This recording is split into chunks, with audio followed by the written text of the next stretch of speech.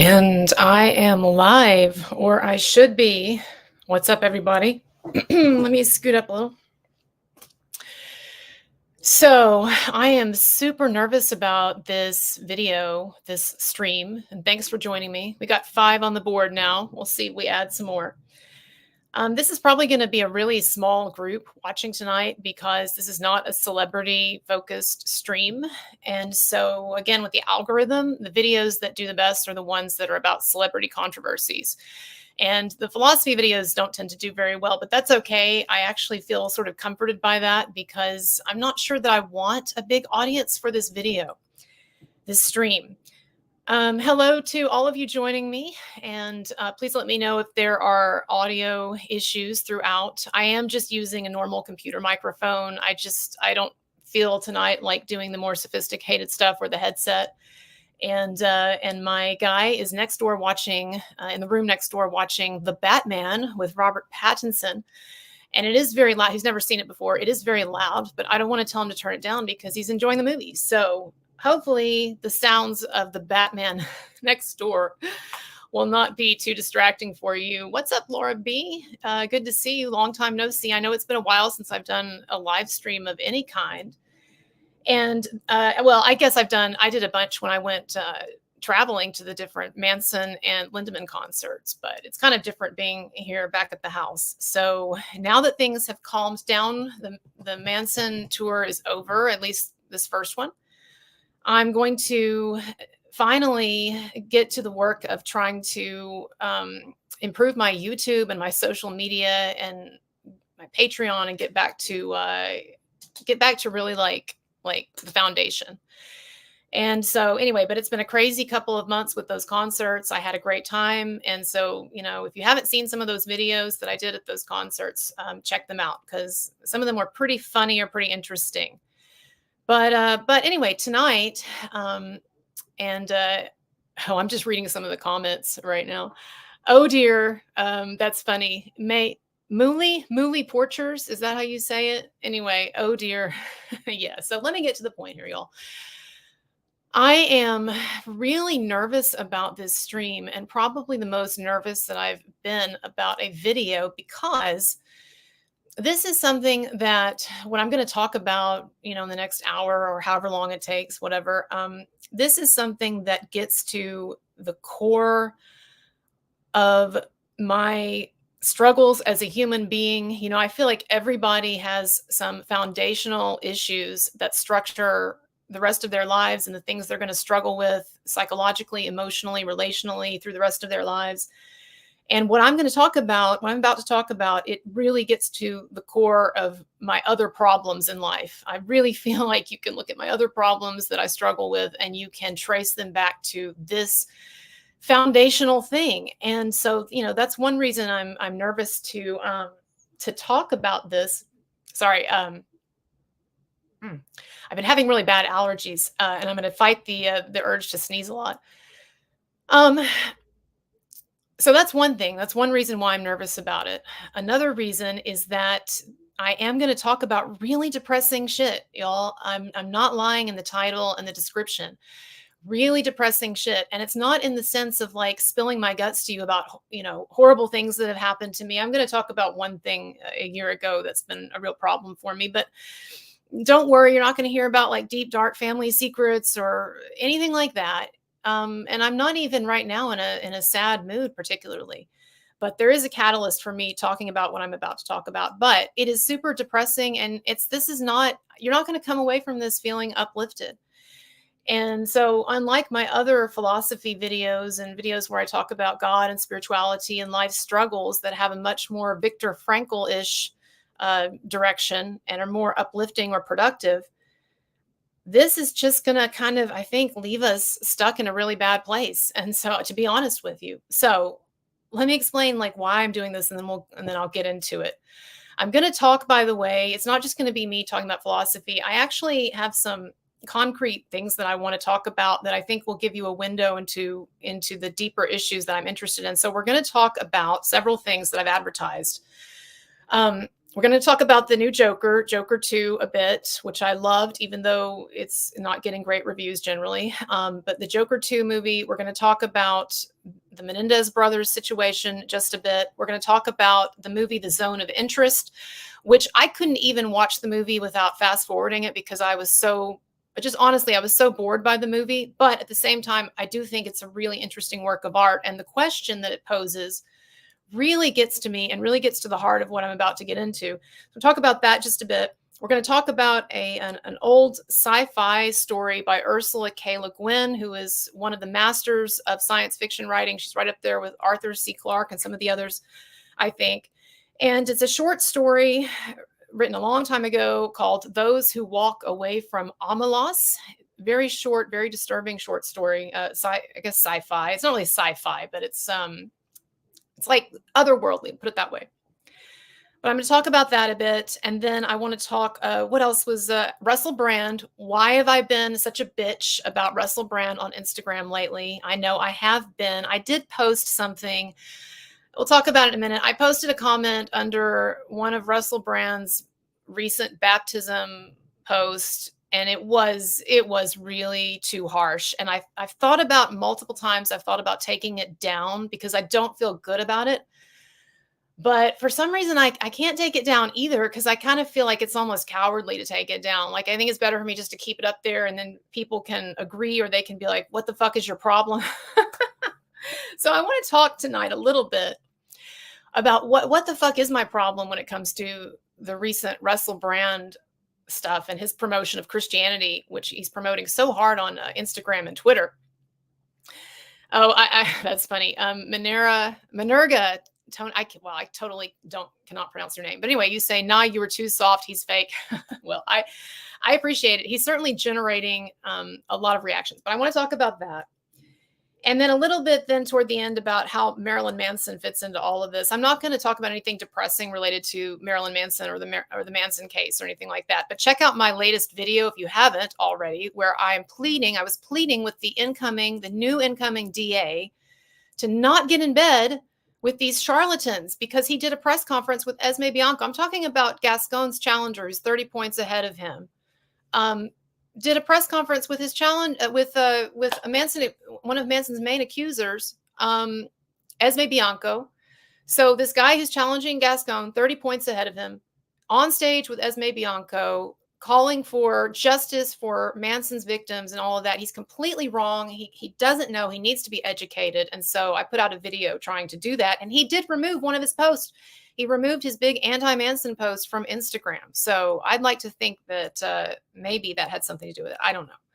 But anyway, we'll talk about Manson just a bit and how the concept of Marilyn Manson ties into all of this. And then there'll be some other things here and there I'll be touching upon. We'll talk about Christianity a bit as well, Buddhism. So I know all of this. You're like, okay, get to the point. I am still a professor in a way. And so I want to lay out all of the sources beforehand. But here's the thing. Let me get started with this. I've wanted to come clean with you all and make this confession for over a year, and especially in the last year, and I'll tell you why, but I've wanted to come clean with you and make this confession, and this is what I mean.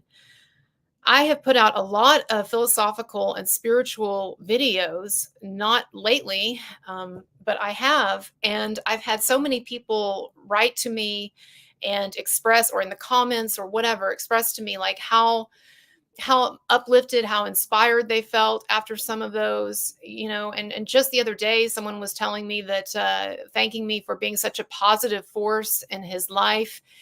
I guess with some of the videos I've put out before. And look, I think those videos are great. I still stand by them, theoretically speaking, and I hope that you all, after this video, will go and watch some of those.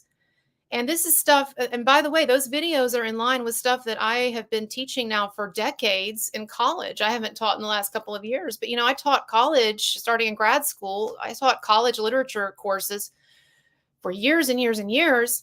And a lot of what I was trying to do with the literature I assigned and the philosophy we covered was to give students different sort of paradigms for thinking about the meaning of their lives. And so, and so I had them read Viktor Frankl and things like that, right? Um,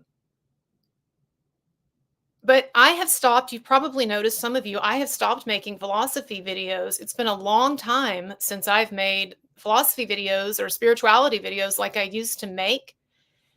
And this is the reason for that. I am having a kind of a crisis of faith that has been going on now for over a year.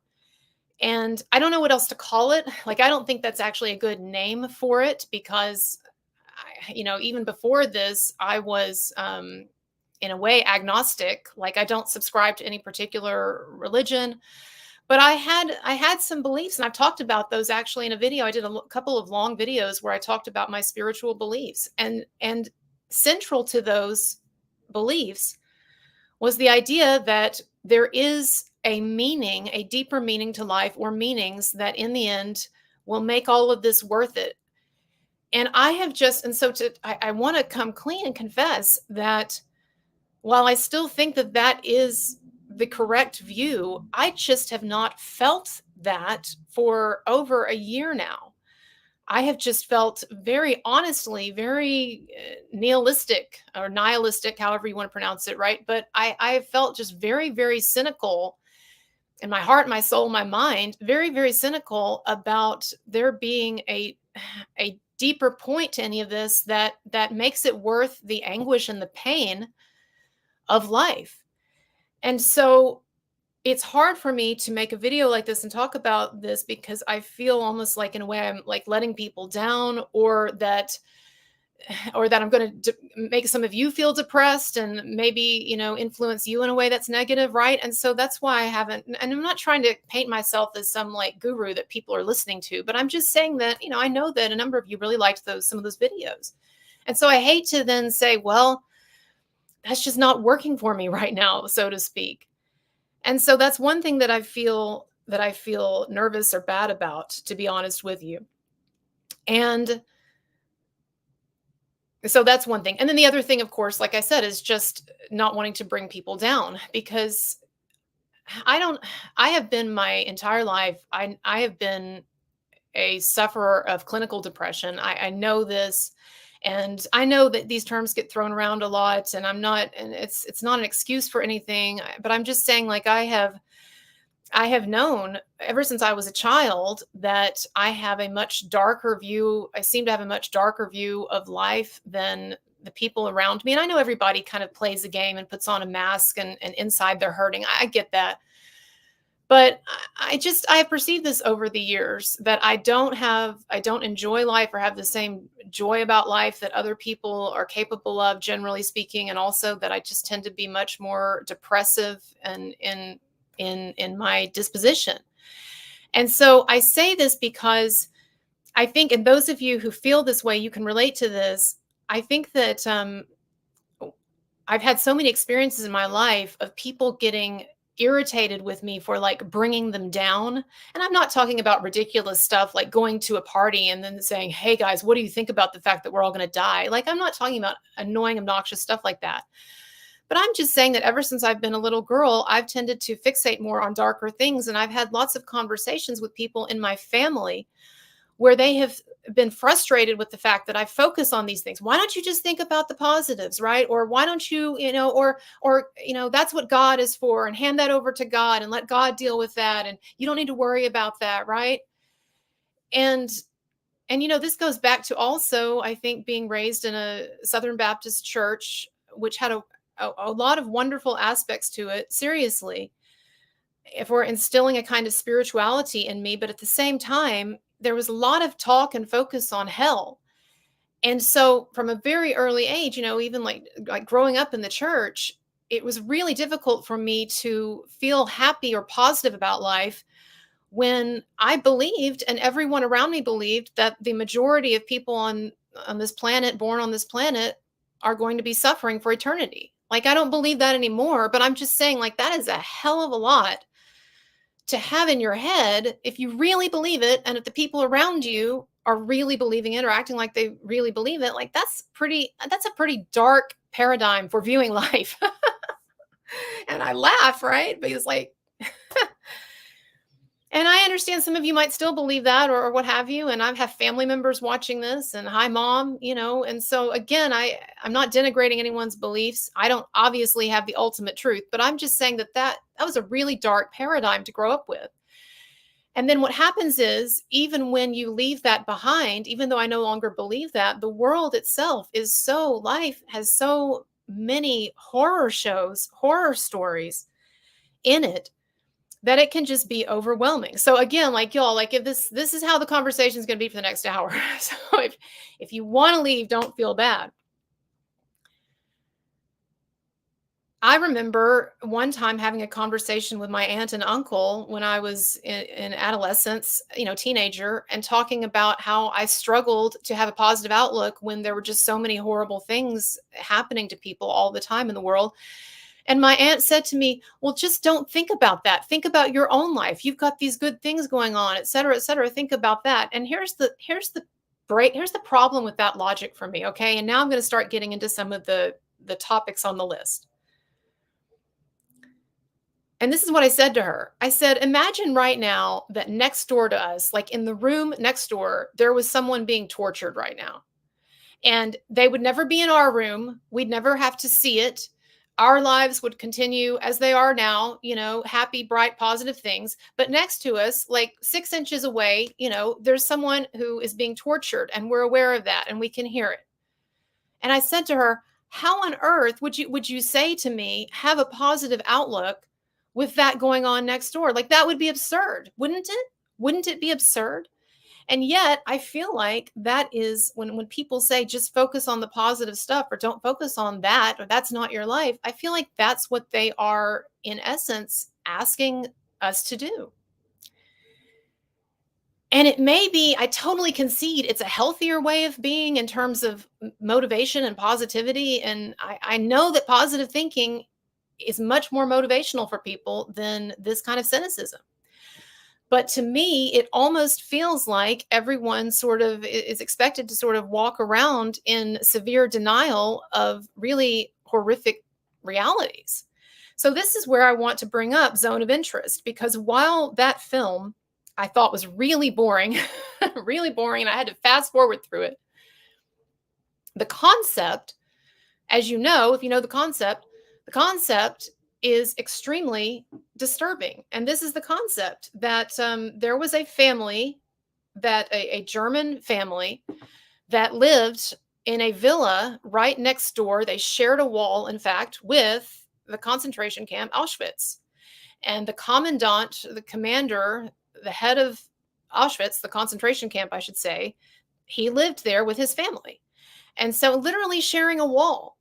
And so what the film examines in a albeit pretty boring way, I thought, but maybe I just, couldn't appreciate it. But what the film examines is that sharp dichotomy, that paradox between the idyllic life that this family is living on the one hand, like they have this really beautiful garden and and they're always going outside and doing things. And at one point, the wife and the mom even comments on, this is what we wanted. This is what De Fuhrer was talking about, breathing space. And now we have it. We have this beautiful area.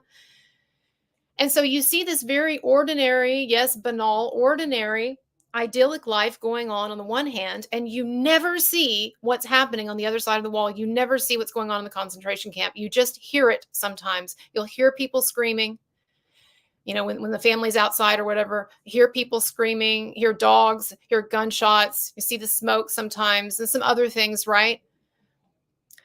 But the horror of that is the idea that you can have some people going on about their very normal, even idyllic lives, while you have a house of horrors literally sharing the wall just next door. And the gruesomeness of that. But here's my question. And again, this stuff can drive you crazy, but here's my question. Isn't that what we are all doing every single day? And I mean, it's not like that's anything profound. That was the point of the film. But like, isn't that what we're all doing every single day? And moreover, isn't that what we have to do every single day in order to keep from going crazy? I mean, I'm not doubting the logic here. Because again, if you think about this stuff too much, and here's where I have to like apologize in a way, right? Or I feel bad. But if you think about this stuff too much, then it is demotivating, isn't it?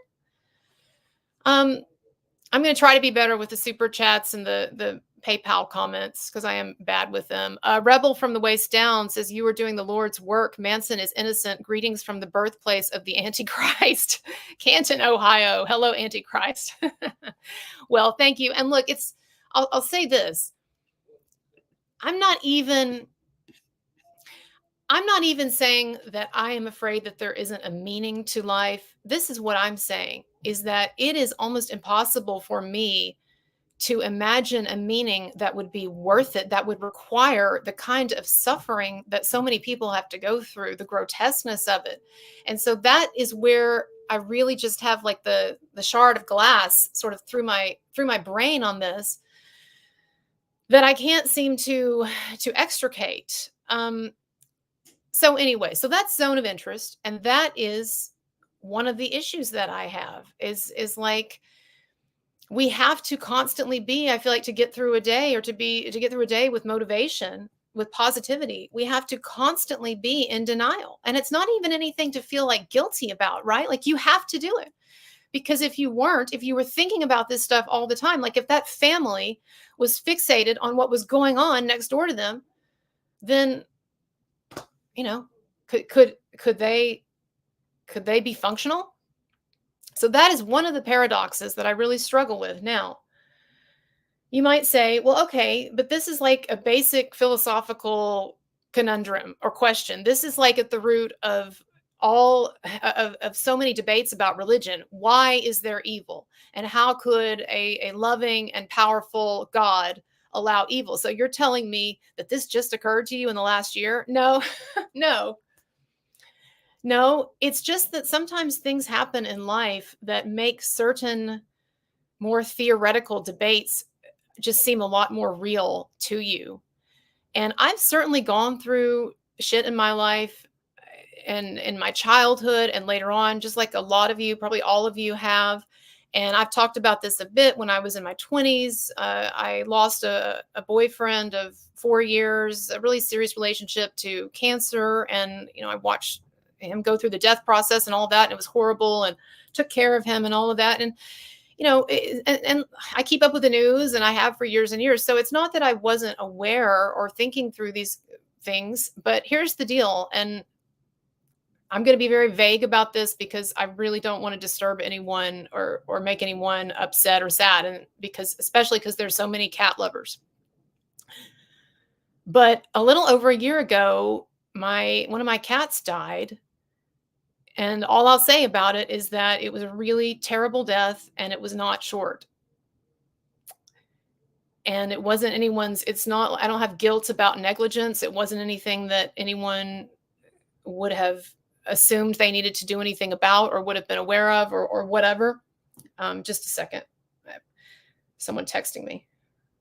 I'm going to have throughout this, probably a couple of people come over to pick up things that I've been actually like selling on the local marketplace. So someone's coming over right now. So I will have to take 2 or 3 breaks. I know people hate it, and I'll try to keep it down to just like a few minutes. But anyway, so look, I don't want to talk about specifics of that because it's depressing. But it may sound trivial to some of you who don't own pets or who don't like cats.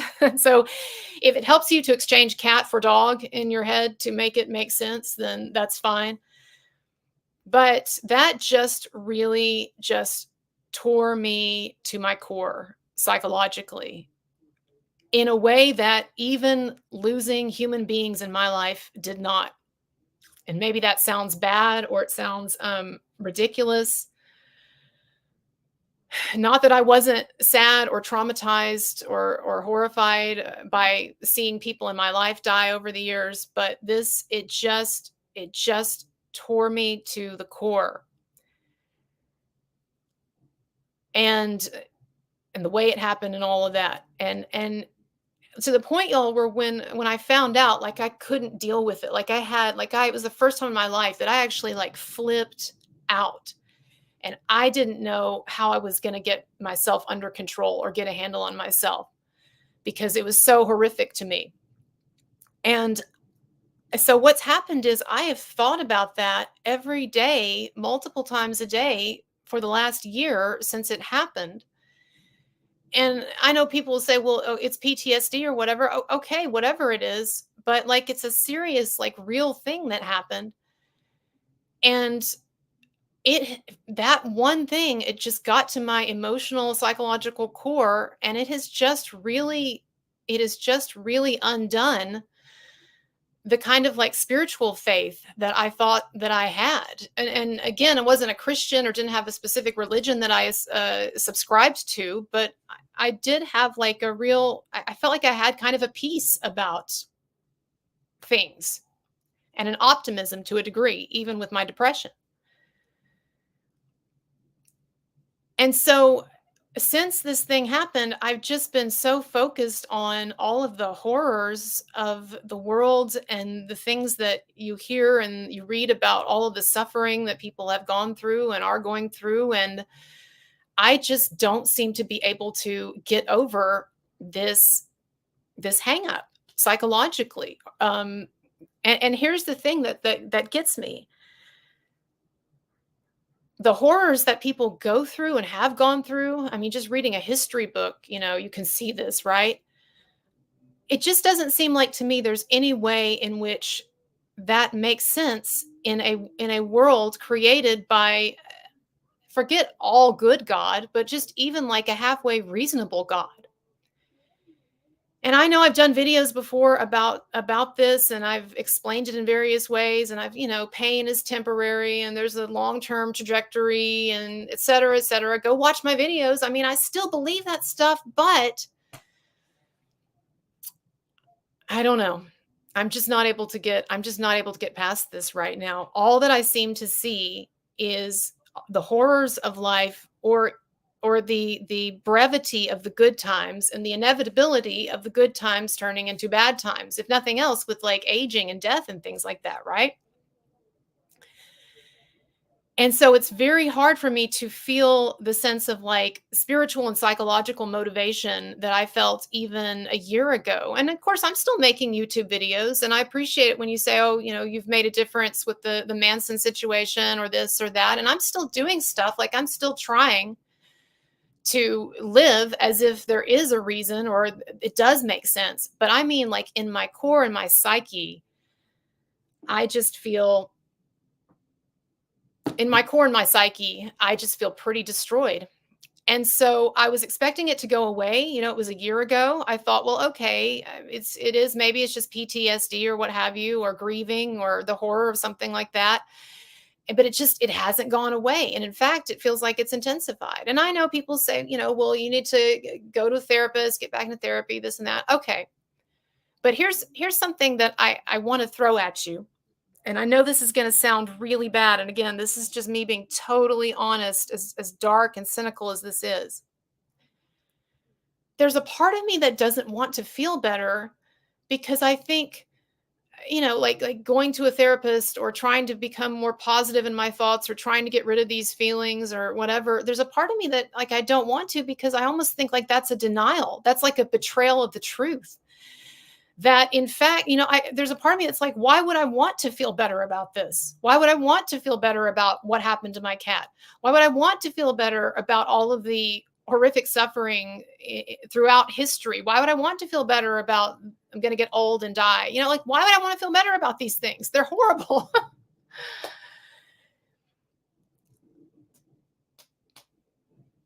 And I know nobody has the answer. I know none of you can like solve this for me. I'm definitely, I know I'm not looking at your comments right now, but I'm definitely going to look over them later. But I am stuck on that. I'm stuck on that. So I want to tell you this story, this Ursula K. Le Guin story. And again, it's titled "Those Who Walked Away from Omelas." And very briefly, this is the story, okay? There is the short story describes this hypothetical perfect city called Omelas. And everything is idyllic. There's no child abuse. There are no murders. There's no depression. There's no poverty. Everyone has what they need and more. It's just a beautiful, idyllic utopia, Omelas. And so the short story spends quite a bit of time at the beginning describing the beauty and the ideal nature of this utopia. And then, about midway through the story, there's a shift that occurs. And almost as a kind of an addendum, in a way, this story describes one single flaw in Omelas. So, in other words, it's 99.99999% absolutely perfect, but there's this one thing. Apparently, the perfection of Omelas depends on, in a kind of a metaphysical way, almost as if a god set this up. The perfection of this place, of this utopia, depends on one horrible, how should I put this? It depends on the torture of one single child to keep the whole thing going. Now, there's not a reason given for this. It's just metaphysical, right? It's just, okay, in order to have this society, you have to have this one person, this one child being tortured in these horrible ways to keep the rest of it going. It's just a fact of life. It's kind of like what people say, right? When you talk about the suffering and horrors of the world and of life, and they'll say, well, that's just the way life is. Or, well, God had to give us free will, and so there's going to be some evil or this or that, right? The things that people say. Or, well, we go to heaven or we go to the beyond or whatever, then we won't have this here. It's just part of the experiment, it's just part of the movie, which is what I've said, for many years, was my belief that we're in a kind of an existential, metaphysical movie for God, so to speak, where God is able to experience all of these different things through us, right? And it gets back to like Eastern conceptions of God being in all of us. And then also even in Christianity, the idea that God needed to create human beings so he wouldn't be so alone, right? God needed creation, right? But there are all of these different metaphysical realities that various religions ask you to accept, right? So anyway, in this construction, in this particular short story, this perfect utopic city, Omelas, is dependent on this horrific torture of one child. And so then the story shifts into describing the reality for this child. And I'm not going to describe it for you here. You can read it yourself. Again, I know I'm depressing, but I'm not trying to be excessively so here. But yeah, it's horrible what it describes. Absolutely horrible. Now, here's the interesting thing. And this is the interesting twist to the story that I really appreciated. Every citizen of Omelas, in order to stay in the city and live there in this utopia, they have to, once in their life, visit this child who is being tortured. They have to go and they have to witness the torture. They have to see it and hear it. And so people do this at various ages. Some do it. I think in the short story it says it's kind of like a rite of passage, maybe in adolescence. I'm a little fuzzy on that part of it, but apparently a lot of people do this in adolescence. They'll go and they'll visit. And this is what it says. It says that the vast majority of people, after they see this, of course, everyone is sickened by it, right? Absolutely sickened and horrified by it. But the vast majority of people, after they see this, they go back to their lives and they find various psychological ways of integrating this of accepting it, basically. And so they'll say, well, it is it's very unfortunate, but it's okay because it keeps this larger society going. And so the needs of the many, in a utilitarian sense, outweigh the needs of the few, et cetera, or others will just deny it, block it out of their minds, what have you, right? But this is interesting. It said there was a small group of people who, after seeing this child, this suffering that's keeping their society going, they just, on a fundamental level, they just cannot accept it, and they just leave the town. They just walk away. And it says it says that some people it's immediate. Some people it takes them a week. Some people a month. Some people will go years and then they just decide to walk away. And the short story makes it very clear that they're probably walking away to some kind of doom. It says they don't know where they're going, never to be heard from again, et cetera, et cetera. So walking away is almost a kind of a self-destructive, or at least self-endangering act. And so the idea here is that these people who walk away, they just fundamentally, they cannot accept, they cannot make it make sense. And so they would rather walk away to who knows what than to stay and have to like deal with that paradox.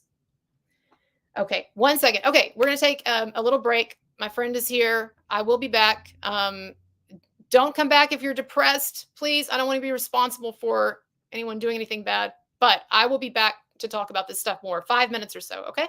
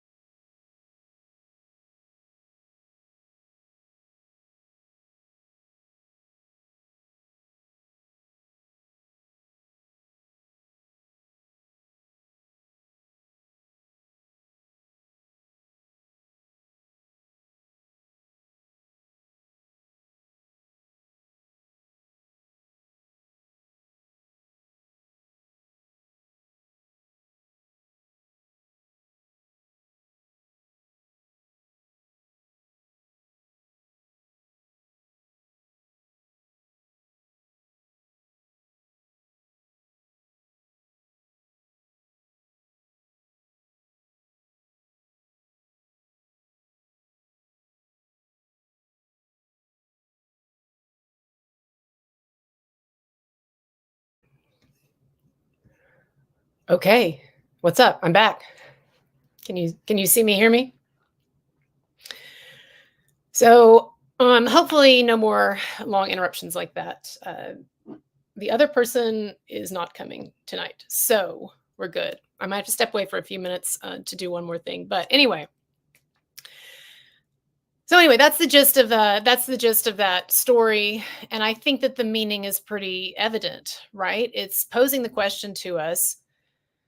Our question, maybe not so much as just as just asking us to reflect on the sharp dichotomy in our existence between the beautiful things, the things we love, the people we love, the positive aspects of life, and then the horrors that often are hidden from our view or that we don't want to think about or we push away. And the thing is, y'all, it would be one thing if I could say with confidence that thinking about these negative things had a purpose, an ethical purpose or a philosophical purpose, because then at least it would feel like, okay, there's a reason for me to think this way. But I find it to be extremely this way of thinking, this dark way of thinking, to be extremely demotivating. And I'm not sure that I really see a point to it. But at the same time, it feels like a kind of denial of truth to just push it out of my head, right? I know all of you can relate to this to varying degrees, right? And one of you said, I'm sorry, I forgot which one, but I was standing here earlier and I was reading through this, some of the comments. And one of you said, and I appreciate what you were saying, but you said, it's people like you with a heart like something to the effect of people like you with a heart like we have to have those people or they're good for us or something like that. And here's the problem is that I feel like this negative way of thinking, or you could say realistic or cynical, but this way of thinking in a lot of ways has made me a less empathetic person. You wouldn't think so, right? You would think that someone who dwells a lot on the suffering that people go through, or like I said, been kind of fixated on it since childhood, you would think that I would then have a ton of empathy. But I feel like what happens over time is that you get psychologically worn down and your empathy gets worn down. So, sure, when I was younger, and I think a lot of us can relate to this too. When I was a child or an adolescent, in my 20s, young people, they have these causes, they want to change the world and injustice and this and that, right? And what happens is I feel like as you get older, you just become so ground down by the ubiquitous nature of suffering, and it feels like it's impossible to even put a dent in it. You know what I mean? And so I wish too that I could totally agree with you and say, well, yeah, so the good side of this is that it makes me empathetic, but I just feel like actually it just makes me actually more hardened. And I was watching a movie or a TV show or something the other day, where there was this character who had this progression from being this very, sweet, loving, kind of naive adolescent to then becoming this really hardened criminal, gangster later in life. And of course, that's not my trajectory, I guess, hopefully. But anyway, there was a scene though where he was saying to someone, yeah, I used to be like you. I used to be idealistic, but then after seeing this and this and this, and he starts naming all these horrible things that he's seen, he's like, after a while, he's like, you got to get real. You got to get tough. You get hard. And I think that unfortunately that happens all too often. The older we get, when we should be getting more empathetic, we're getting harder. I don't know. So that's one thing I want to say. Now, I don't want to ramble. And I want to get to some of your comments. So let me just knock out the last few things on my list. The Menendez brothers, I know there's a lot of debate about whether they should be serving decades in prison or not. And they obviously committed those crimes, killed their parents with obvious premeditation, all of that. So I understand there's a debate there. I personally think they should have just gotten a manslaughter charge, but and probably, been out in a few years. But here's the point. I find that story really, really fascinating, as a number of you do, because of its focus on the sharp dichotomy within that family between the image that they were trying to project, that the parents of the Menendez brothers, particularly the patriarch Jose, trying to project of this perfect, ideal family, all American family, happy, successful, et cetera, when really that was concealing some of the worst horrors that you can imagine, apparently, in terms of what that guy was doing to his kids. And there's lots of evidence now of this. He was severely sexually abusing his kids, his boys. And so, there's a scene, I've talked about this before, but there's a scene where, based on real life, where after a very problematic family therapy session, Jose, the patriarch, he gets his family together, forces them to go to Sears to take a family portrait. And they take one of those 1980s, family portraits that probably all of us have taken at some point. Sears portraits, smiling. And that's the portrait that, if you look up the family, that you're probably going to see. It's everywhere. And to me, again, that is emblematic of a kind of the dichotomy of life that I find so difficult between the light and the dark. And here's what I'm trying to say in a rambling fashion to you is I don't feel like the problem that we have often psychologically is so much dealing with the darkness of life, as horrible as it is. But I feel like the problem that we have is finding some way to make it make sense that we have so many wonderful, beautiful things in our lives and people in our lives, and there's so much light, and yet alongside that, like in the zone of interest, right up against that wall, we can touch it at any time. It can get us at any time, right? There is this horrific dark side, powerful. And so I think about that, like, for instance, with the Menendez situation in a way. And of course, I think that's what I've talked about this Marilyn Manson was getting at with his album, Portrait of an American Family. Again, is the dark things that can be underneath the bright facade. So for me, that split, that dichotomy, that is just really hard to take. And that brings up something else. And this, y'all, was the catalyst. Oh, hold on a second.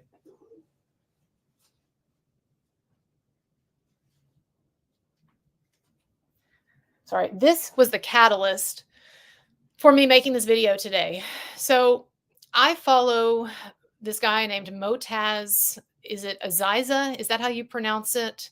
I know probably a number of you are familiar with what I'm talking about. But there is a Palestinian photojournalist who has been taking, he's now on a world tour. So he's not there in Gaza anymore, but he became famous for going to all of these different sites, bombings and so forth, and taking photos of the aftermath, really harrowing photos of dead bodies, people buried under rubble, people being rescued, people, holding their dead children, et cetera, et cetera. And I just want to say right off the bat, I don't know what the hell to think about the Israeli-Palestinian conflict. And that's why I've almost never touched it or talked about it, except for an early video that I did analyzing Steven Spielberg's Munich, which I think is a really brilliant film. But I don't want to get into the politics of it. I don't want to get into the debate. I don't know what to think. I don't want to get into it. But I'll say this. On Instagram, daily, now on this guy Motaz's site, he has millions of followers, and not just his but others. On Instagram daily, you are barraged, if you follow these guys, or even if you don't necessarily, but if you follow these guys, you are barraged daily with photos and videos of some of the worst horrors imaginable. And most of the time I filter that out, or I don't look, or whatever, right? But like, if I see a post, I'll scroll past it fast, because there's nothing I can do about it. But this morning, there was a video posted, and there was just no way to look away from it. And it was video of someone burning to death. It looked like a man burning to death in his bed. And so apparently there was a tented encampment somewhere in Gaza, or inside a hospital, I believe they were claiming, and it was bombed. And so there was footage taken like right after the bombing, and you see all these flames and everything. And again, I'm not trying to get into the debate, the political debate or what have you, but I'm just saying, like, I woke up this morning and I watched a man burn to death. And millions of other people did too. It had like a million likes, and not likes as in people liking it, but you know how it is. People like it because they want it to spread. They want it to go viral. But it was there. It was just right there. A man burning to death in his bed. And this Motaz guy, this photojournalist, had written this long caption, and obviously he's very anti-Israel and so forth, and you can say that's right or wrong or whatever, but he's Palestinian. He's lived in Gaza. He's seen all of this shit happen. I think it's understandable why he's taking the side that he's taking. But he says in this caption, he says people will watch this guy burn to death and then they'll just scroll on. And he says, I've been traveling the world. I've seen the most horrible things in Gaza. And I've been traveling the world and having pictures, people wanting to take their pictures with me and smiling and telling me I'm such a hero. And meanwhile, this is what's going on. This is what's going on in Gaza. And here's this guy burning to death in his bed. And Motaz in the caption says, I am totally something of like, I'm totally past the point of reason. I am filled with hatred for everyone and everything. He wrote that. And I really think, and I looked at that and I had several thoughts at once. The first thought that I had was that, you know, his complaint about the fact that people will see this and then they'll continue with their day. The first thought I had was, well, what other choice do I have? I've got to continue with my day. What am I going to do? Am I just going to start a hunger strike and say I'm not going to get out of my bed? And what then? Put my family and my through misery of trying to help this depressed girl who's doing a hunger strike and won't get out of her bed because someone in Gaza was burned to death in his bed? Like, no, that doesn't make sense. Am I going to take time to write a letter to someone or an email to someone that I know is not going to do a bit of good? I mean, what is there to do? And it's not. And the thing is, it's like, if you were to do something about that, you still got all of these other situations all over the world.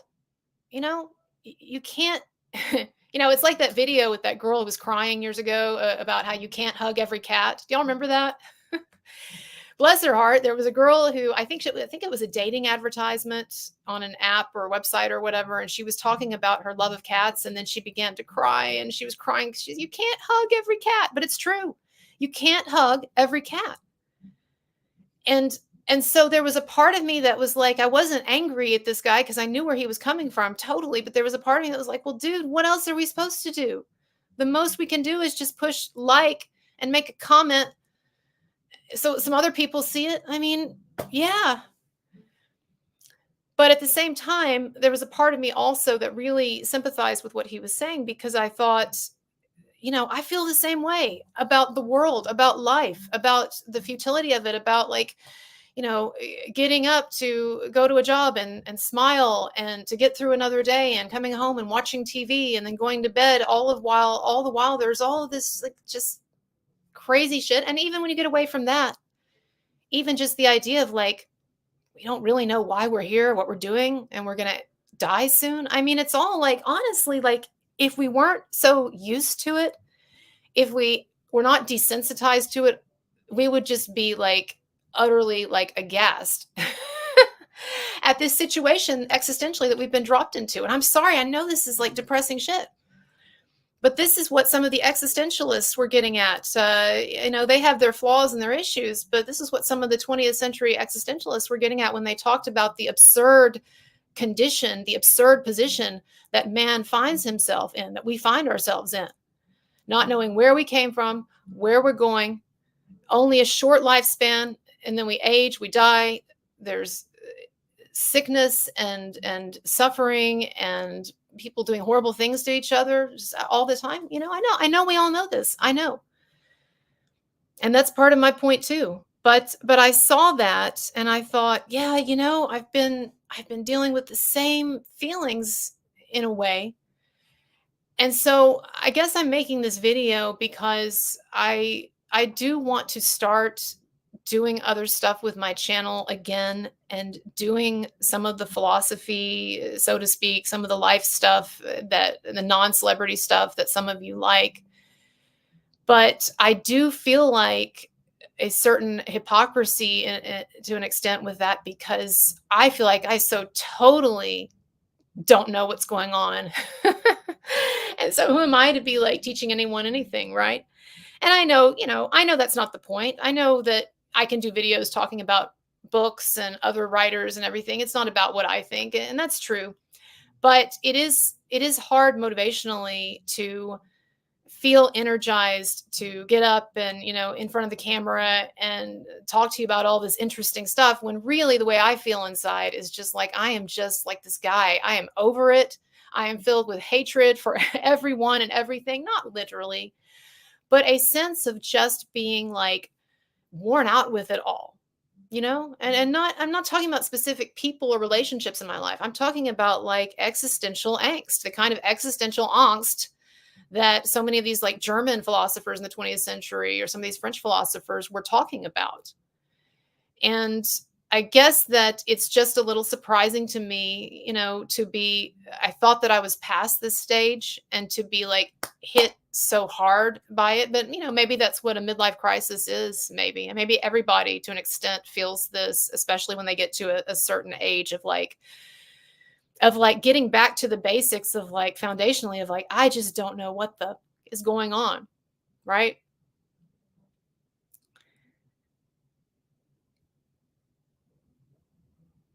And so, I'll say this too. I've not been a Christian in decades, but I do appreciate that Christianity, and this doesn't make it better than any other religion. It's just the one that I'm most familiar with, right? But I do appreciate that Christianity puts at the very center of the entire religion, it puts a grotesque act of extensive, unfathomable torture at the very center of its narrative as the very like foundational act of salvation is the fact that this guy was crucified, right? I'm not saying these things that I believe these things or I'm not preaching to you, but I'm talking about an appreciation for the fact that Christianity does not shy away from the grotesque, incomprehensible horrors of this life and of this situation we find ourselves in, because the story of Christ, it could not get any more grotesque, really.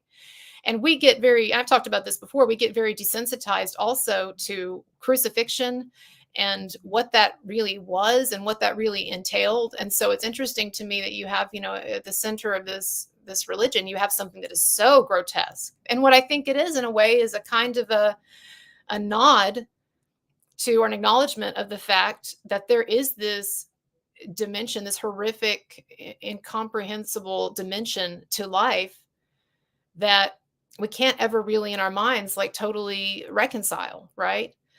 But crucifixion was an unbelievably painful and barbaric and extensive execution method. And I don't even want to talk about it right now because I don't really feel like it, but read about it, really, what it entailed. It's very interesting that is the metaphor in that religion. That's a kind of the metaphor for, or the vehicle in a way for the idea of God sacrificing himself. That it wasn't just the idea of like, oh, God's son is going to come to earth and then die. It was like God's son is going to come to earth and is going to experience the extremity of horror that one can experience, that a human being can experience. To the farthest, it's like a Hellraiser movie, right? To the furthest reaches of extreme experience, that was crucifixion. And, of course, a lot of this we don't think about or we're desensitized to, but it's interesting to me. So, the last thing I want to say, I guess, well, a couple of things, I guess, but almost done. Russell Brand. So, yeah, the reason why I get so irritated by Russell Brand and say things that are tackier than I should at times, I guess. I don't actually think that Russell Brand is faking it. I think that he really feels that that he has had a conversion experience and he's now like on fire for the Lord, right? And so I don't doubt that. I get frustrated and irritated by the fact that this man has gone through so many iterations in his life of various things, trying like everything under the sun in terms of things you can try. And he's just now discovered Christianity, something that a lot of people were aware of for a while. He's just now discovered it. And it's like, there's no pause. There's no, well, I have a history of bouncing from thing to thing. And, maybe I should see if this works for me. He's like already baptizing people in the swimming pool. And it was the baptizing in the swimming pool photo that really annoyed me. He's like, another day, another baptism. It's so exhibitionistic. And I understand that according to Christian doctrine, for some of you, for a number of you, that when someone is quote unquote saved, that then they need to start proselytizing and saving other people from hell. But like in Russell Brand's case, a little like humility or something would be nice. And he's just like balls to the wall, so to speak, with this on social media and promoting it every which way he can. But let me explain to some of you who may not understand. Let me explain why some people get so mad at religious people. Like, for instance, Russell Brand's case, he's on fire for the Lord, so to speak, to use the terminology. And I've said some things critical of him, others have. And so people will say to me at times, why are you so pissed off about this? Or look, all of these bitter comments. People are just so bitter when someone finally finds the truth, finally finds the Lord. No, it's not that. That's not what people are bitter about. Yes, they're bitter. You're right. There is bitterness. But that's not what it's about. What it is about is there are so many of us that look at this world and look at what we are forced to accept. Absolute horrors that we would never put on anyone in our lives. I wouldn't want my worst enemy to go through what so many people have to go through in the world. I wouldn't put my worst enemy through what I think God, in a way, is putting so many people through with this system, if there is a God that he has created, right? A lot of us look at this world and we are in anguish over it and we are horrified by it. And so then to see other people so confidently and self-assuredly proclaiming that, oh, I've got it all figured out and this is the way, and hallelujah, isn't life grand? Isn't life wonderful? Yeah, it's fucking irritating because there are a lot of us who think that no, life isn't grand and rosy, and no, we can't absolutely know the truth. And so to see people who are reveling in this sense of absolutism, this is it. It's just, yes, that kind of certainty is annoying. And to people who are really, I think, hung up on or fixated on the suffering of life, it's insulting. It's like insulting. That's what it is. And maybe it shouldn't be. Maybe we shouldn't feel that way.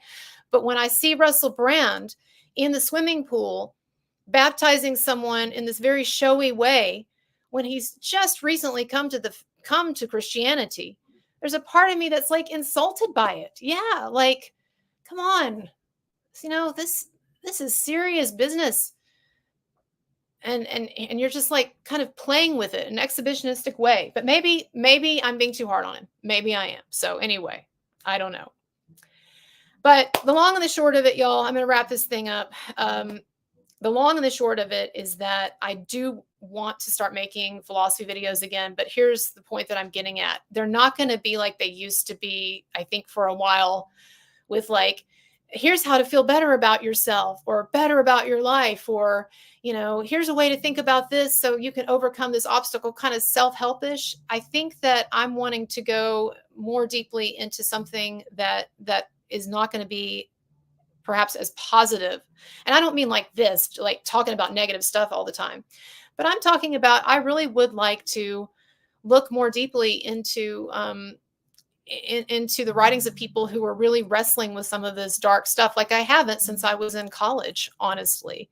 And so I am going to be looking at art, and also I'll be looking at some things like I want to do a review of Joker, because I think that of Joker 2, because I think that it was really brilliant. And I talked a little about this on Instagram, but I want to do a review of it. And so anyway, my point, I guess, is that I will be getting back now to some philosophy videos and film and stuff like that. But it's going to be a little bit different as I'm trying to just psychologically, emotionally, intellectually work through this phase, honestly, that I'm in. Now, Joker 2, by the way, I tell you what, give me give me 5 minutes, really, really five, a series five, not 10, not six. Give me 5 minutes, and then I'm going to talk about Joker 2. I'm going to talk about Marilyn Manson, and then I'm going to respond to some of your comments. Okay, right back.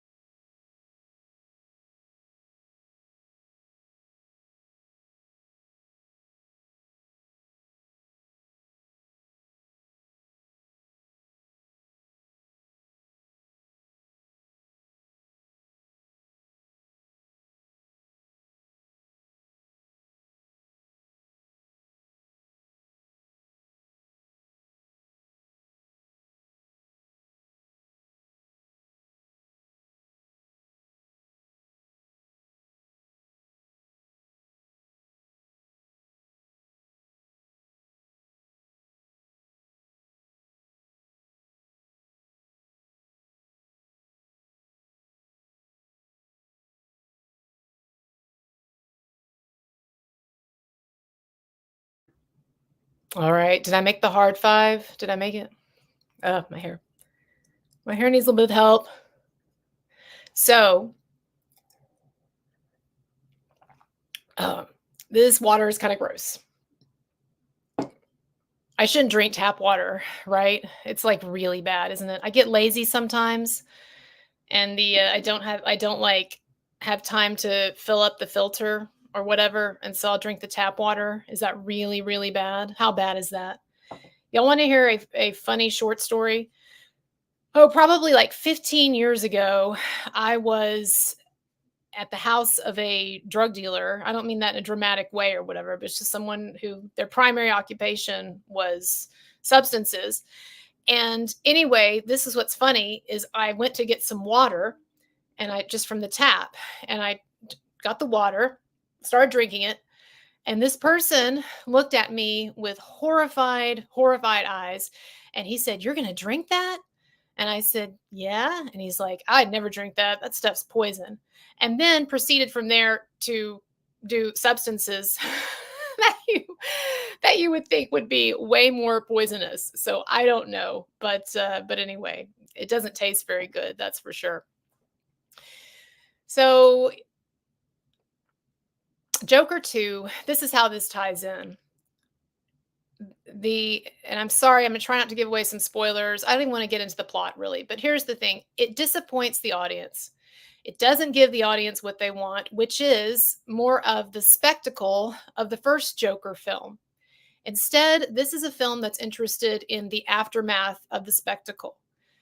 And I think that this is such a great commentary on um, our modern media, sensationalized tabloid age, where people are only interested in someone when there's a spectacle to see. So they're interested in the crime, right? And they're interested in the trial, but they're not interested in the aftermath of the decades in that someone has to spend in prison or what have you, right?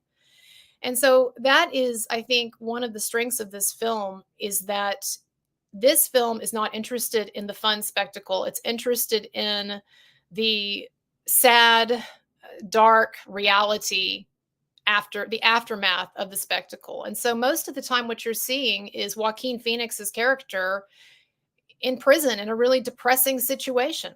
Is it prison or the insane asylum or wherever he is awaiting trial, right? But it's really depressing. There's no great spectacles in it. Even the musical numbers are mostly not spectacular. And even with the trial that you see in Joker 2, the trial, a number of the reviews have complained that it's too long, that it's boring, it's not interesting, that it drags, etc. And I just really felt like watching that when I was watching that film that was not the case. It's just that the trial was interested in deconstructing the myth of the Joker and deconstructing the experience that the audience had had in the first film.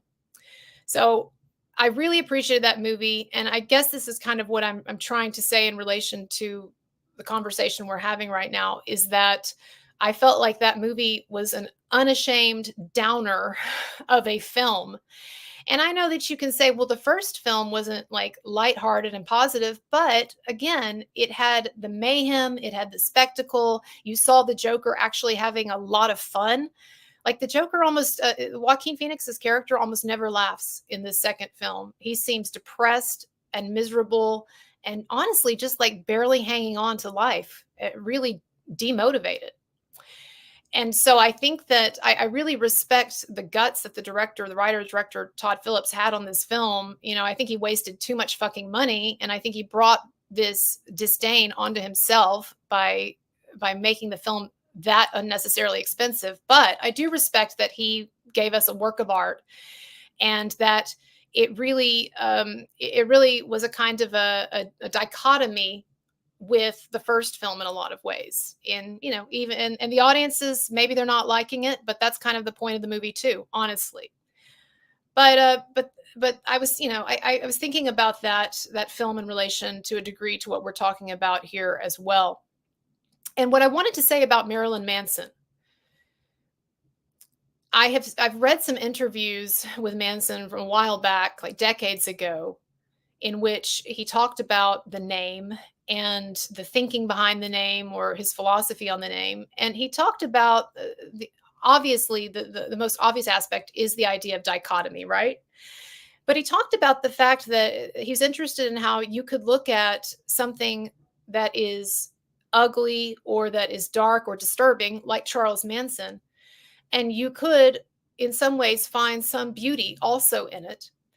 And at the same time, you could look at something like Marilyn Monroe, who's considered to be, in a lot of ways, very beautiful, right? But at the same time, as we know, there's a ton of darkness in her life and her biography, right?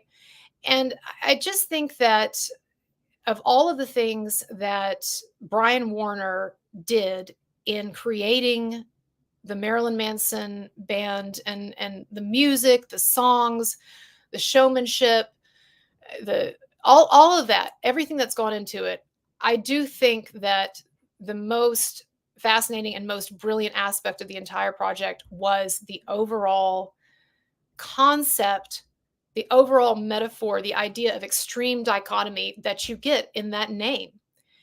And so coming up with that name, coming up with that concept as basically the lens, or the paradigm for all of the other stuff, right? The music and the lyrics and the theatrics and all of that, right?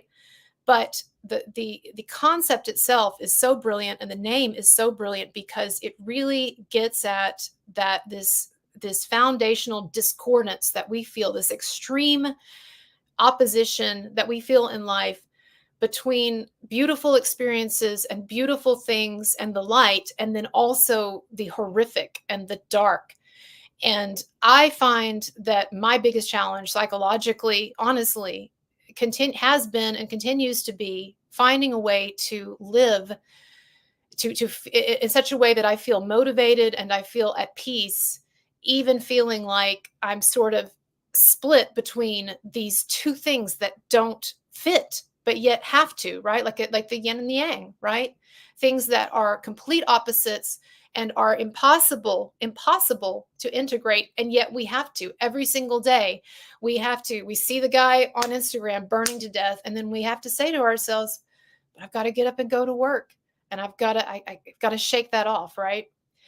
And I know that all of us have been through things in our lives that have, I was talking about with the cat dying, but I know that all of us have been through things in our lives where we've experienced periods of time, we've experienced things that made us so aware of that unbridgeable gap within us, right, between the light and the dark. And so, when that photographer complains on Instagram that as he's going through his day, he's got all these people smiling at him and wanting to take his picture and all of that, like, we feel that, I think, every day, in having to deal with what we have to deal with, the suffering and the things we're going through, and yet to keep going and to keep feeling motivated and to keep focusing also on those things that get us through, right?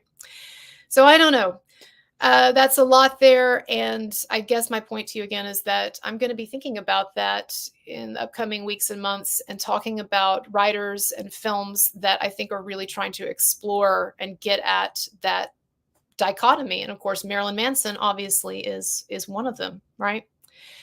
Okay, everybody. Did I miss, I know I missed a lot of comments, but I miss any super chats? I am going to check PayPal now, because I'm always terrible about doing that. And someone has gotten on to me a lot for that.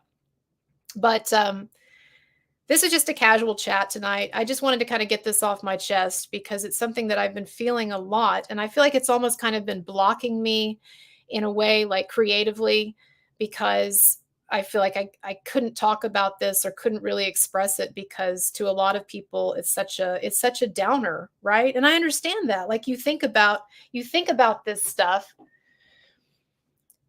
and then it is demotivating. And so I think the challenge of my life and going forward will be to find a way to feel motivated and to feel at peace at the same time that I don't have to totally deny this other reality. Because I do think, y'all, that it takes a lot of psychological energy. Thank you, Andrew. Always appreciate you. I think it takes a lot of psychological energy to be in denial and to repress things that you feel. And so I know that it's not healthy to continually dwell on dark things and to the point that it's debilitating. But I do hope that some of you who are more positively inclined, who find it maybe easier to just focus on the bright side or to not think about certain things, I do hope that some of you will have sympathy for the idea that that is not an easy thing for some of us to do. And that, in fact, for some of us, it almost feels like a betrayal of reality and of the suffering of others to put it away. And so that's what I'm going to be thinking about in the future, as I kind of struggle to work through this conundrum. But I appreciate y'all. I hope this was interesting. I hope that I didn't depress you too much. And I'll be back to the Marilyn Manson stuff and the celebrity stuff as well, obviously. So good night to everybody. I appreciate my mods, AJ, see you're here, and Laura B. And I don't know, I didn't see Vanessa or Rebel Bird, but I always appreciate them. And of course, my regular viewers and everything. All right. I'll be reading your comments after this. Bye-bye.